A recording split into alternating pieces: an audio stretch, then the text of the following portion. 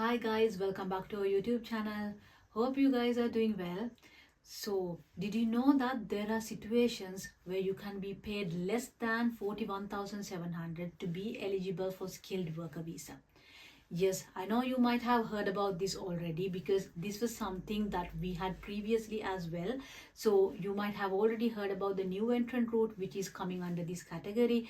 So however, I thought to do a detailed explanation about the situations where you can be paid less, including the new entrant route. So this video will be discussing on when you can be paid less, and this will based on the information that has been published by the UK government as I normally do. So let's see what the government has published on 22nd July regarding this rule. So I'll be referring to the document which is skilled worker case worker guidance, which was updated on 22nd July. So this is a detailed guidance and I am going to look into the new entrants section of this document.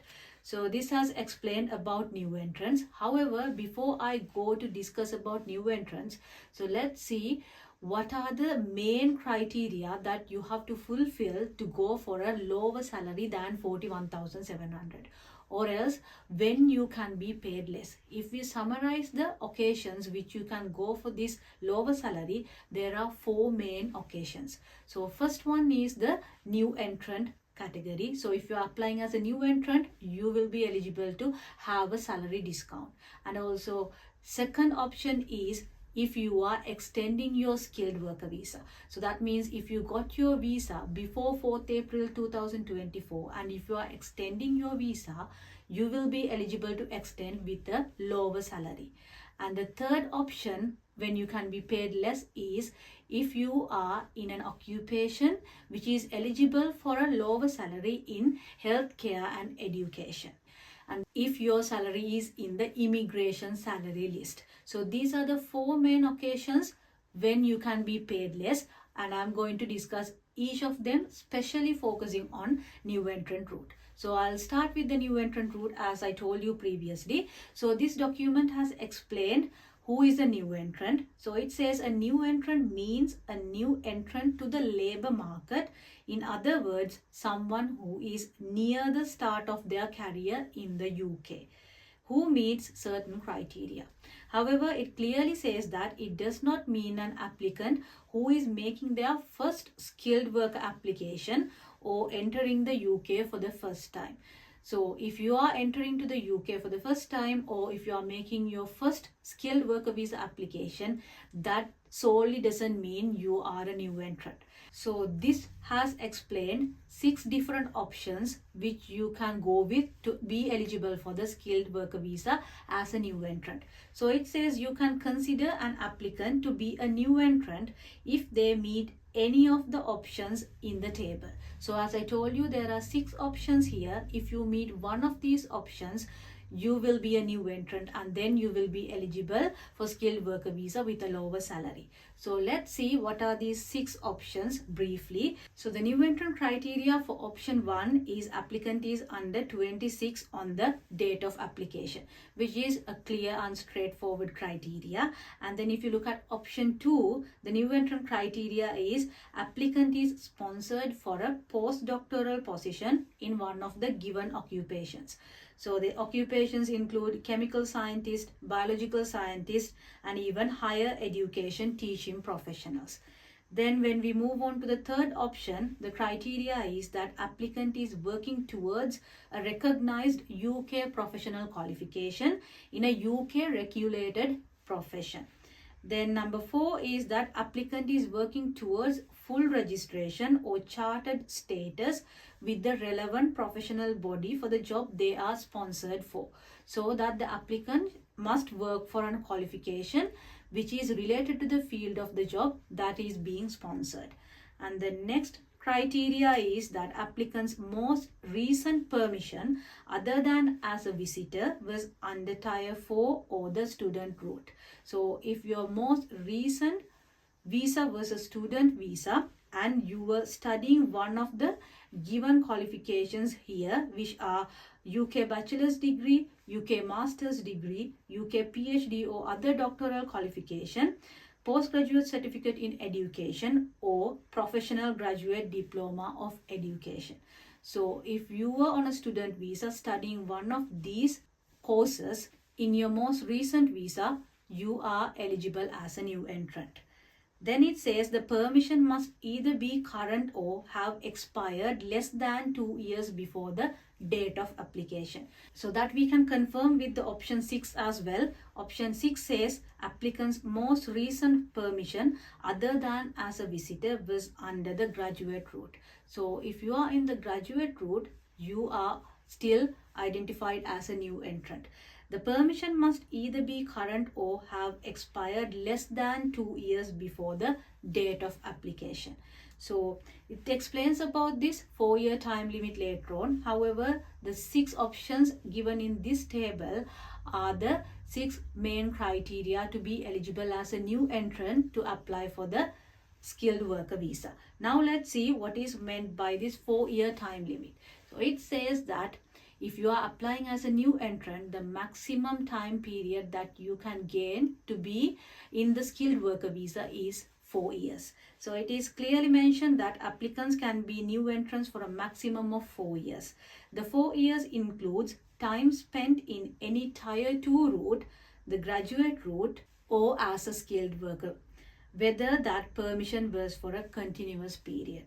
So which means if you are already on the graduate visa and if you are applying for the skilled worker visa at the end of your graduate visa, you will be eligible for the salary discount only for a maximum of 2 years. However, if you apply for the skilled worker visa at the end of your student visa, in that case you are eligible for salary discount for a period of 4 years. So that says we are eligible for that discount only for a maximum of 4 years. So this is the detailed guidance on the new entrant route on this document. Now let's see what is explained on the UK government website regarding the section of when you can be paid less. So it says you might still be able to apply for a skilled worker visa if your job is eligible, but your salary is less than the standard salary requirement of 41,700 or your job's standard going rate. So you can be paid between 70% and 90% of the standard going rate for your job if your salary is at least 33,400 per year and you meet one of the following criteria. So the 3 criteria which are given here are the same criteria that we discussed in the previous document. So it had 6 points and they have been combined together here into 3 points. So if you meet one of these criteria, you will be eligible to go with the lower salary. Then it says there are different salary rules if you work in some healthcare or education jobs. So as I told you, there are salary discounts or lower salaries for some of the healthcare or education jobs. And also you will be eligible to have lower salaries if you are extending your visa, especially if you got your skilled worker visa before 4th April 2024, and if you are extending that visa, you don't need to have the new salary thresholds. You can still extend it with the previous salary thresholds. And then you can be paid less if your job is on the immigration salary list. So we know that there is a specific salary list named immigration salary list published by the UK government, and that list is a list of skilled jobs which have lower salary requirements. If your job is on the immigration salary list, you also pay a lower fee to apply for the visa. Then you must be paid at least 33,400 per year if you are being sponsored for a job on the immigration salary list. So we can still see that 33,400 is less than 41,700. Therefore, you can use this as an opportunity. So the next section has explained which percentage or what is the discount that you are getting for each category. So first one is you are under 26, studying, or a recent graduate, or in professional training. If you meet one of these criteria, you can be paid 70% of your job's standard going rate if your salary will be at least 33,400 per year. And you have to meet one of these criteria for the new entrant category. So that is, for that new entrant category. If you look at the next option, that is if you have a PhD level qualification that's relevant to your job, in that case you can be paid either 80% or 90% of the job's standard going rate. So you can be paid 80% if you have a science, technology, engineering or maths qualification. However, if your qualification is not one of them, you have to have 90% of the standard going rate for your job. Then when you go to the next option, if you have a postdoctoral position in science or higher education, you can be paid 70% of the job's standard going rate. So that is how you can find out the amount of the discounted salary for your specific case. So I hope it is clear about the situations when you can be paid less. So there are 4 main criteria when you can be paid less, and the first one is if you are a new entrant, you are eligible for a salary discount. And the second criteria is if your job is in one of the healthcare or education jobs which are eligible for salary discounts. And the third criteria is if you are extending your skilled worker visa which was issued previously. And then the fourth criteria is if your job is in the immigration salary list. So if you meet one of these criteria, you are eligible to apply for skilled worker visa with a lower salary than 41,700 per year. So I hope it was helpful for you, and see you soon with a new video.